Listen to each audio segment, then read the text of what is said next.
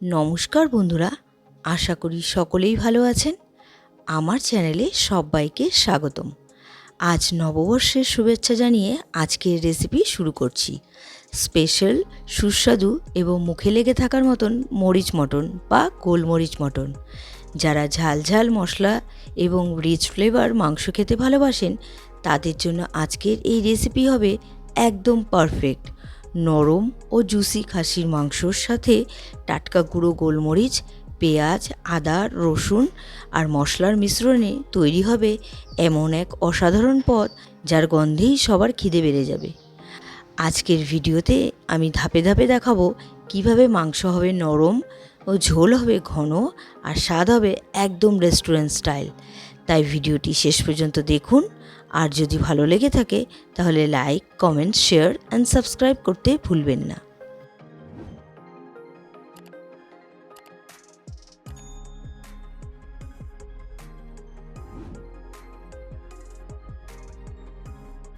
আমি মরিচ মটন বানাবো, সেজন্য মাটন তো লাগবেই।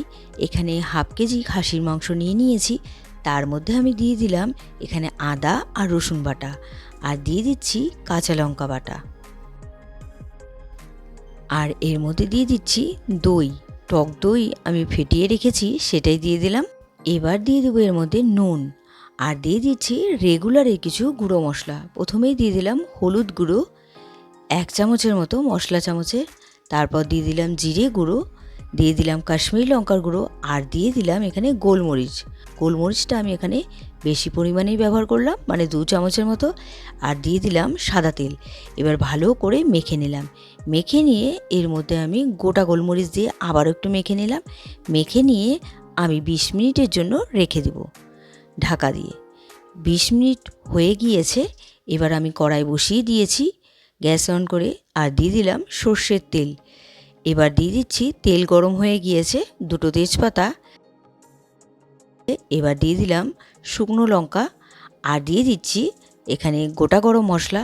গোটা গরম মশলা হিসেবে এখানে নিয়েছি এলাচ, গোলমরিচ, সামরিচ, দারচিনি, লবঙ্গ আর জয়িত্রী। আর দিয়ে দিলাম এর মধ্যে জিরে দিয়ে একটু নাড়াচাড়া করে তারপর আমি এর মধ্যে গোটা গরম মশলা থেকে সুন্দর গন্ধ বেরিয়ে গেছে, আর দিয়ে দিলাম পেঁয়াজ কুচি। এখানে 2 বড় সাইজের পেঁয়াজ কুচি আছে।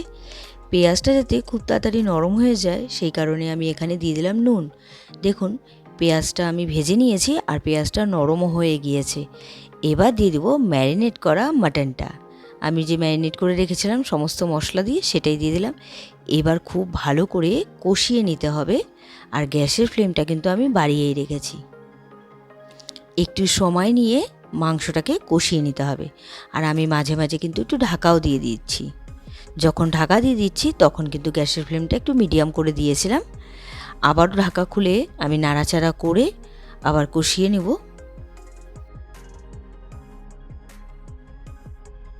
একটু ধৈর্য ধরে আর একটু সময় নিয়ে মাটনটাকে খুব ভালো মতন কষিয়ে নিতে হবে। আমি নাড়াচাড়া করে খুব ভালো মতন কষিয়ে নিচ্ছি, আর মাঝে মাঝে মাটনটা একটু ঢেকেও দিচ্ছি। আবার ঢাকা খুলে আমি আবার নাড়াচাড়া করে এর মধ্যে আমি দিয়ে দেবো ভেজে রাখা আলু। পার্সোনালি আমি মাটনের মধ্যে আলুটা খুব পছন্দ করি, সেই কারণে আমি এখানে ব্যবহার করছি।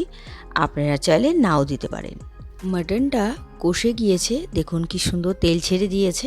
আলু দিয়ে এবার নাড়াচাড়া করে মশলার সাথে একটু মিক্সড করে দিয়ে তারপর আমি প্রেসার কুকারে বসিয়ে দেব মাটনটাকে, যাতে আর বেশি সময় না লাগে।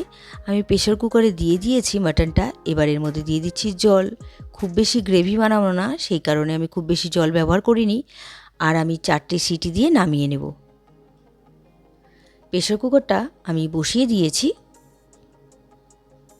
কথা বলতে বলতে 4টে সিটি কমপ্লিট হয়ে গিয়েছে। মাটনটা আমার হয়ে গিয়েছে, আর গ্যাসটা অফ করে দিয়েছি। প্রেসার কুকারটা একটু ঠান্ডা হয়ে গিয়েছে। এবার আমি খুলে আপনাদেরকে দেখাচ্ছি। দেখুন খুব সুন্দরভাবে আজকের মরিচ মটন তৈরি। এবার আমি সার্ভ করব। তৈরি হয়ে গেল আজকের রেসিপি মরিচ মটন বা গোলমরিচ মটন। আজকের এই রেসিপিটি আপনাদের কেমন লেগেছে অবশ্যই কমেন্ট করে জানাবেন। রেসিপিটি যদি আপনাদের ভালো লেগে থাকে তাহলে ট্রাই করার অনুরোধ রইল। আর ভিডিওটি ভালো লাগলে like, comment, share and subscribe করতে ভুলবেন না। বাই।